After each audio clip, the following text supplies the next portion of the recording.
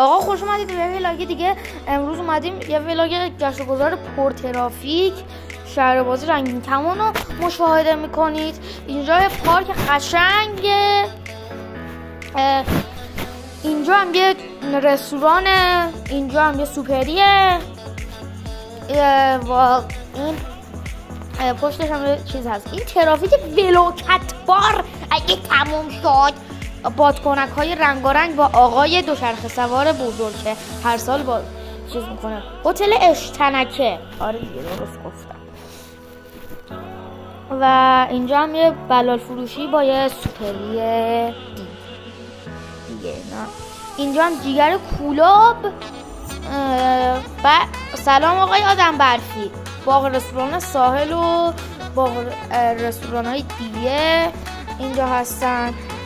اینجا هم بیمارستان بولوار نمیدونه حالا اسمشو همدان 1402. بله.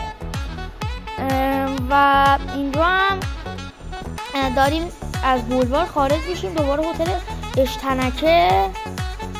آره دیگه اشتنکه هست اسمش، وقتی نفهمیدم اینو بخونم نتونستم. و اینجا هم هتل کتیبه ها.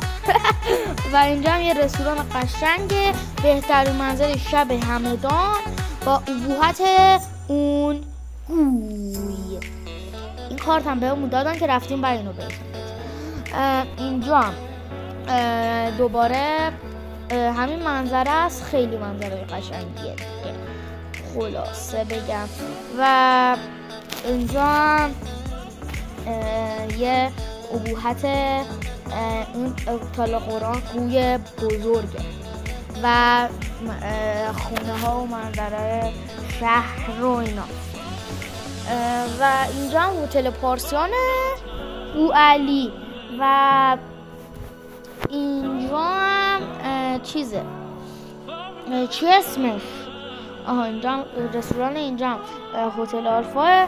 میگم هتل آلفا شهر بازی رنگین کمان. اینجا هم غرفه های غذاخوری دومین هاست. این ترافیک دیگه تموم شده.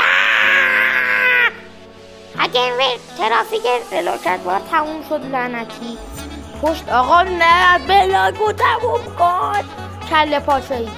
آقا این ترافیک هم تموم نمیشه. هتل وال نه امارت والا نه والا حالا والا نه والا ترافیک هم تموم نمیشه. The Green Moon ماه سبز آب میوه بستنی. ترافیک ولوکتبار رو مشاهده میکنید. همکنون در نه همکنون اینجا جیگر اشتنک روانی اینجا فلافلی و غذایی و غذایی ها غذایی من سوتی. اینجا دوباره یه رستوران و صخر میسوزه. ببخشید بچه ها من نمیتونم اینو بخونم، خط شکسته اصلا بلد نیستم. این ترافیک ولوکتبار خدا تموم کن. اینجا نزدیک هتل میگم هتل بوعلی چیز برج بوعلی که اینجاست. آقای بوعلی سینا، برج آقای بوعلی سینا. و اینم فلافلی سانجویدش چقدر خوبه. و اینجا هم یه تالار اسکلتیه رایگانه بدون بلیت دیگه. آره دیگه اینم دکتر مولین که در حال راه رفتنه. و اینجا هم تالار اسکلتیه. و اینجا